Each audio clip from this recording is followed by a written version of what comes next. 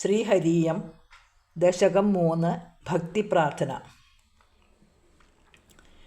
നാമസങ്കീർത്തനം ചെയ്തു ആനന്ദത്തിൽ മുങ്ങുന്നോരും നാമിതൻ്റെ വിഗ്രഹത്തെ ഭജിക്കുന്നോരും അവിടുത്തെ സ്മരണയിൽ എല്ലാം മറന്നാടുന്നോരും ഭാഗ്യജന്മശാലികളാണെന്നറിയുന്നു. രോഗങ്ങളും രാഗങ്ങളും തളർത്തിയോരൻ മനസ്സിൽ ത്വൽപാദസേവയ്ക്കു പോലും ഇടമില്ലാതായി. അവിടുത്തെ നാമങ്ങളെ ഉച്ചരിക്കാൻ വരം നൽകൂ അനുപമ ഗുണനിധേ ദയാംബുരാശേ. അവിടുത്തെ കാരുണ്യത്താൽ അടിയൻ്റെ രോഗം മാറാൻ അരമാത്ര പോലും വേണ്ടെന്നറിയുന്നു ഞാൻ. ദേഹസുഖം മോഹിക്കാത്ത എത്രയെത്ര ഭക്തജനം പരമപവിത്രമാകും മോക്ഷത്തെ നേടി. നാരദാദി മുനിജനം നാരായണ സ്മരണയാൽ നാമസങ്കീർത്തനം ചെയ്തു നടന്നിടുന്നു.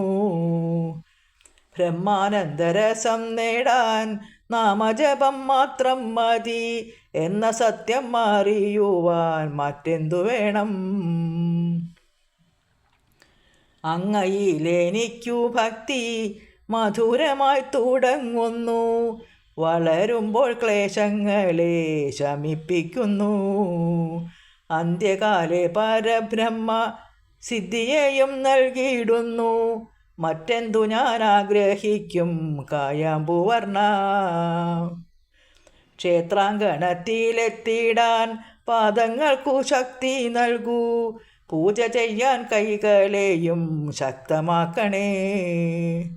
രൂപം കാണാൻ കണ്ണുകളും ഗന്ധത്തിനായി നാസികയും കഥകളെ കേൾക്കാൻ കാതും ശക്തമാക്കണേ.